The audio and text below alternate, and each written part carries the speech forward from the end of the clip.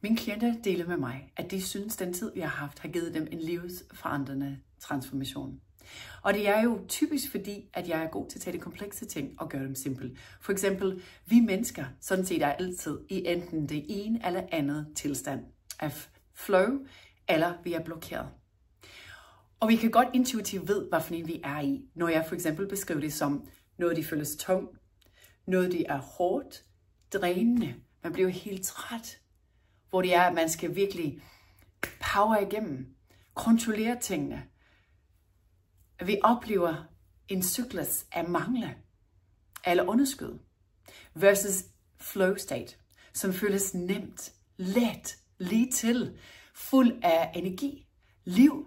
Det føles som power, som nemhed, som overflod, som rigdom, hvor det kører bare. Så hvilken betydning har vores tilstand med vores liv at gøre? Enormt stort.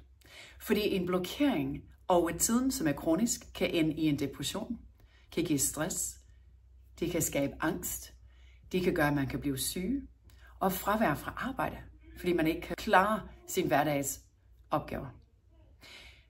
Når man er i flow, så oplever man jo glæde, man oplever succes, en nemhed ved tingene, hvor man føler sig vital, i velvære, i live, engageret. Man er nærværende og til stede. Man er en værdi til sig selv, dem omkring sig. Både privat, hjemme, som på arbejde og socialt. Man kender sit eget værd. Livet fungerer bare. Hvad er det, de blokerer os? Det gør alt negativitet. Det gør en kritisk indre stemme. Kritik over for andre. At brokke os. Det gør, at vi kan cykle rundt som en tankemølle i vores hoved og gennemleve vores problemer. Ting, vi fortryder. Vi er ærgerlige over. Det kan også være at fokusere på angst, det vi er bange for, hvad det mangler i vores liv. Det kan også være de der med, at vi ikke tilgiver og kan slippe på fortiden. Det kan også være noget trauma, vi har oplevet. Noget fra barndom, hvor vi er ramt negativt, som har en dybt effekt på vores liv. Hvor jeg hjælper klienter til at blive transformeret, fordi de kan hele sig selv. De kan jo se tingene som en dårlig vane, som et mønster, de kan dermed transformere og komme i flow igen.